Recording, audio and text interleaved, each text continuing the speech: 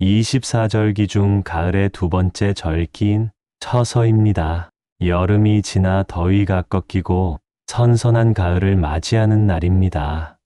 아침과 저녁의 기온차가 커지고 본격적인 환절기가 시작됩니다. 올해는 을사년 윤달이 끝나고 곧바로 처서를 맞이하는 해로 그 기운이 참 묘하게 이어집니다. 한 해의 기운이 바뀌는 관문 같은 날입니다. 이때 올리는 음식은 단순한 계절식이 아니라 비워낸 자리를 복으로 채우는 첫 숟가락이 되니 마음도 함께 가다듬어 준비하셔야 합니다. 윤달은 한 해의 기운을 잠시 묶어두었다가 풀어놓는 시기라 그 사이에 나쁜 기운을 정리하고 집안의 빈틈을 메우는 데 집중하였지요. 그 시기가 지나고 다가온 처서는 마치 닫힌 문이 열리자마자 가을바람이 훅 들어오는 것처럼 바뀐 기운이 훨씬 빠르게 몸과 집안에 스며듭니다. 이럴 땐 처서 상차림이 더욱 중요해집니다. 윤달 동안 비워낸 자리로 좋은 기운이 곧장 들어올 수 있게 음식으로 첫 손님 맞이하듯 준비해야 하는 것이지요. 영상 끝까지 시청하시고 구독과 좋아요 부탁드립니다. 소원 댓글 남겨주시면 소원 성취 기원드리겠습니다. 첫 번째, 이 시기에는 깨끗하고 맑은 기운의 음식이 좋습니다. 처서 무렵의 밥상은 여름의 끝과 가을의 시작을 잇는 다리 같은 자리입니다. 그래서 이때 먹는 음식에는 꼭 두 가지 의미가 담겨 있죠. 하나는 더위에 지친 몸을 추스르는 것, 다른 하나는 다가오는 가을의 풍요를 불러들이는 것입니다. 이날만큼은 보리밥이나 잡곡밥보다는 흰쌀밥이 한 걸음 앞섭니다. 처서는 금의 절기입니다. 가을로 넘어가며 금의 기운이 솟구치지요. 흰색은 금의 색이고 흰쌀밥은 그 기운을 불러들입니다. 흩어진 것을 거두고 지출을 닫는 시기이지요. 하얀 밥은 정리와 비움의 상징, 돈이 새지 않게 막고 돈복을 모으는 뜻을 돕습니다. 쌀알은 결실의 도정입니다. 껍질을 벗겨 맑게 했지요. 묵은 기운을 벗기고 결과만 남긴다는 상징이 처서의 마음과 맞닿습니다. 그렇다고 보리가 나쁘다는 뜻은 아닙니다. 보리는 토의 곡식입니다.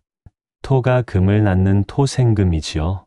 그래서 보리밥은 미천을 다지는 상징, 종잣돈의 기운을 천천히 키우는데 어울립니다.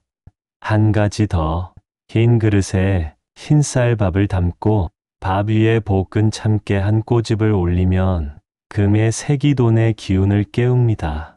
첫 숟가락은 묵은 기운 보내기, 두 번째 숟가락은 복 들어오고 재물복 모여라 속으로 살짝 이야기해 보세요. 두 번째, 생선 중에는 전어와 민어, 보기가 좋습니다. 처서가 오는 날입니다. 더위가 멈춘다 하여 처서라 하지요. 바람이 살짝 서늘해지면 입안도 가을을 찾습니다. 그때 전어가 생각나지요. 은빛 비늘이 반짝입니다.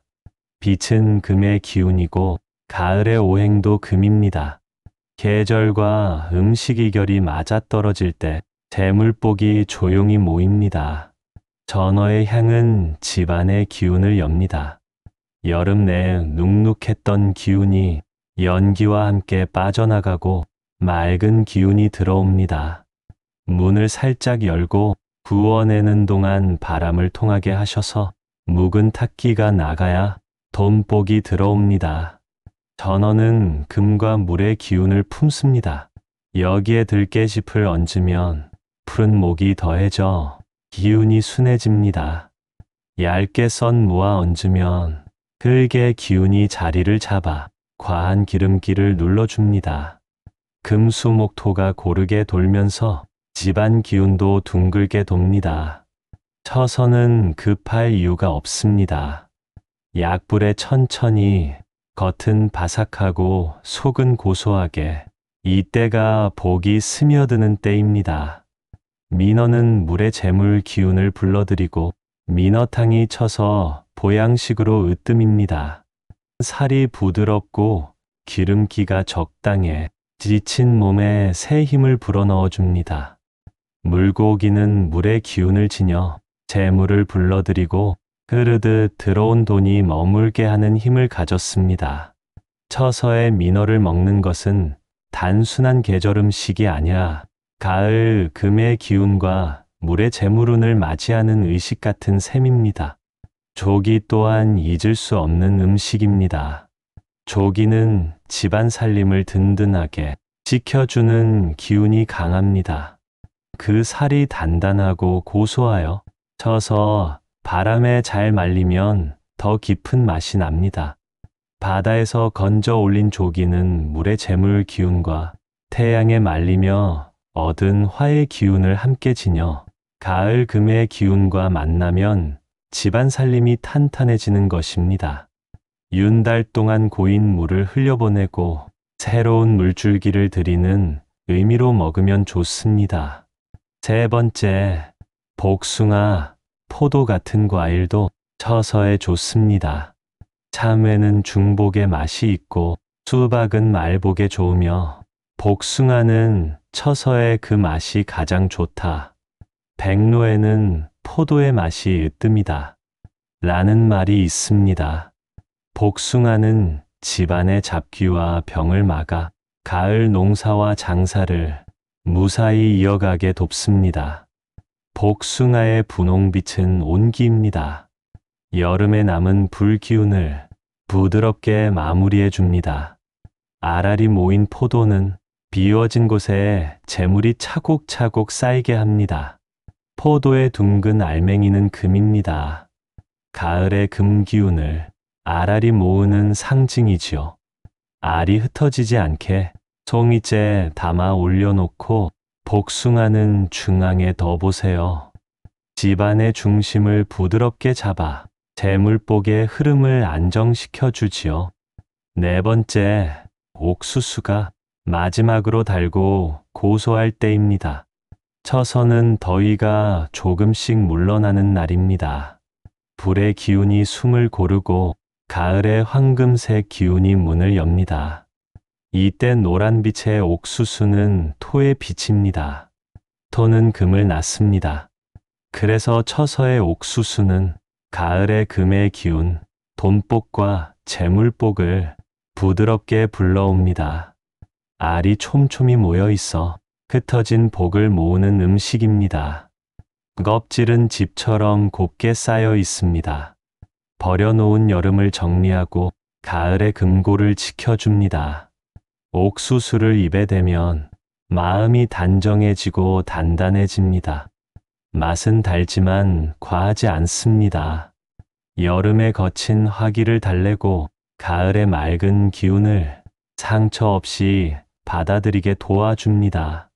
처서에 먹는 옥수수는 재물복을 모으는 약속이고 가을 기운을 부드럽게 맞이하는 작은 한 입입니다. 삶거나 쪄서 소금 한 꼬집만 얹으시고 노란 알맹이로 가을을 맞아보셔요.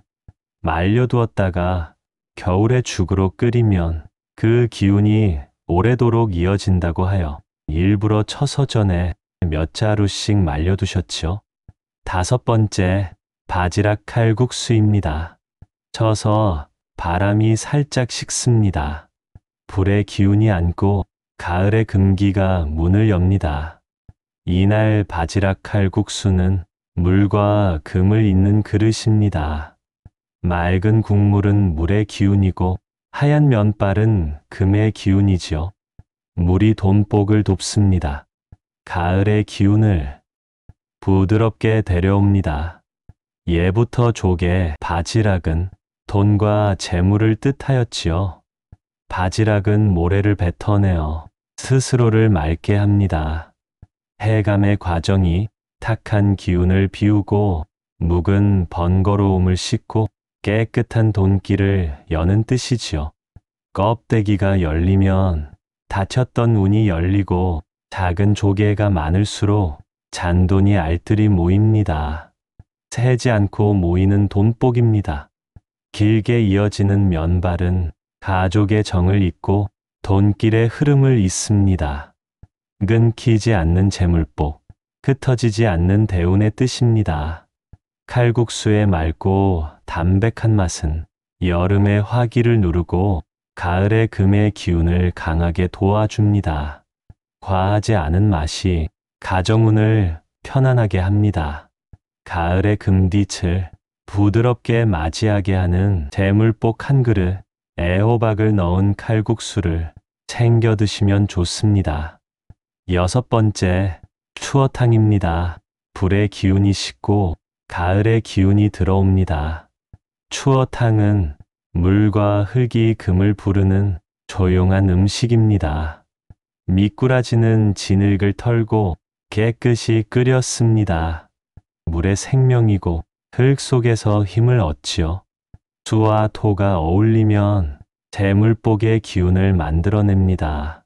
탁한 기운을 보내고 맑은 운을 드립니다. 작지만 강한 생기이지요. 쳐서 이후의 기세를 다시 끌어올리고 가을의 기운을 부드럽게 받아들이게 도와주는 음식이지요. 씨앗의 상징인 들깨 한 스푼 넣으면 흩어진 복을 모으고 새지 않게 막아줍니다. 돈복을 모으는 씨앗의 주문과 같습니다. 들깨 가루가 풀어지면 국물이 부드럽게 감쌉니다. 거친 기운을 눌러주고 흐름에 윤기를 더합니다. 7번째, 연근입니다. 연근은 뜻이 깊습니다. 진흙에서 자라지만 속은 맑고 단정하지요. 탁기를 씻고 새 운을 맞이하는데 좋은 음식입니다. 흙과 곡식의 만남, 연근밥은 어떠신가요? 연근의 구멍은 길을 낸다는 뜻으로 막힘없이 통하게 하고 돈길의 숨통을 틔워줍니다. 비워둘 곳은 비우고 채울 곳을 채우게 하는 것이지요. 연근은 연꽃의 뿌리, 연꽃을 닮은 무늬를 가지고 있습니다. 더위를 보내고 음식 속에 맑은 꽃을 피워내지요. 은은한 광택을 내는 연근조림 또한 좋습니다. 메마름을 덮고 재물의 윤을 내줍니다. 둥근 단면은 옛 동전을 닮았습니다. 한 조각 한 조각이 작은 복전이 되고 여럿이 모이면 돈의 그릇이 됩니다. 처서는 더위를 안치고 가을의 금의 기운을 맞이하는 때입니다. 이때 피하면 좋은 음식, 조심해야 하는 음식들을 주의해 주신다면 오래 남은 기간 동안 집안의 우환을 막고 돈복과 재물복을 모으실 수 있습니다. 첫 번째, 식사는 너무 허기지거나 너무 배부르게 먹어서는 안 됩니다. 이때는 음양의 기운이 섞이는 때로 밥을 물에 말아 먹거나 대충 때우거나 거르지 말아야 하며, 반대로 너무 과하게 먹어서는 그 기운이 상하게 되어 돈복과 건강복을 잃게 되는 것입니다. 처서의 밥상은 맛과 건강, 그리고 기운까지 챙기는 밥상이어야 합니다. 여름 더위가 다 빠져나가는 시기, 찬바람이 불기 전 마지막으로 기운을 모아야 오래 남은 날에도 재물복과 건강복이 든든히 지켜집니다. 처서 상 잘 차려 먹는 집은 가을의 쌀독도 주머니도 함께 불어난다. 처서의 음식은 그저 계절 맛을 즐기는 것을 넘어 하나하나의 의미와 기운을 담아 남은 해를 무사히 그리고 넉넉하게 보내려는 지혜가 담겨 있습니다. 두 번째, 처서에는 차가운 음식을 드시면 안 됩니다. 처서는 낮에는 덥고 아침 저녁으로 시원해져 기온차가 있는 시기입니다. 변화도 많고 일찍 자고 일찍 일어나야 그 음양의 변화에 잘 적응할 수 있는 것입니다. 밤에 찬 기운이 돌기 시작하면서 몸속의 양의 기운이 손상되기 쉬운 시기이므로 보하는 음식을 먹고 창문을 닫고 이불을 덮어야 한다 하였습니다. 그런데 이때 차가운 음식을 먹게 된다면 쇠약하여지고 허약하여 기운이 떨어지게 되는 것입니다. 세 번째, 가을이 오면 매운 것을 적게 먹고 신 것을 많이 먹어야 한다 하였습니다. 가을의 찬 바람은 우리 몸 속에 패기를 빠져나가게 합니다. 매운 것을 먹게 되면 그 기운을 내뿜게 함으로 좋지 않은 것이지요. 매운 음식을 줄이고 기의 소모를 줄여야 하는 것입니다. 매운 음식은 땀을 나오게 하여 몸속의 양기를 내보내므로 기운이 빠져나가는 이 시기에 매운 음식은 몸의 기운을 더욱 허하게 하지요. 고추와 생강 등 매운 음식을 적게 먹고 익히지 않은 마늘 등은 조심하여 구워서 먹거나 먹는 양을 조절하는 것이 좋은 것입니다. 바람이 달라집니다. 여름 내내 뜨겁던 기운이 한 걸음 물러나고 가을의 서늘한 숨결이 문틈 사이로 스며들지요. 이 시기를 두고 쳐서 바람에선 돈 냄새가 난다 하셨습니다. 더위가 물러가면 일할 기운이 나고 곡식이 여물기 시작하니 재물복이 차오른다는 뜻이죠. 쳐서 밥상은 단순히 배를 채우는 것이 아니라 계절이 바뀌는 기운을 잡아당기는 자리였습니다. 앞으로도 바른 풍수 정보 전달드리고 싶습니다. 구독과 좋아요 부탁드립니다. 감사합니다.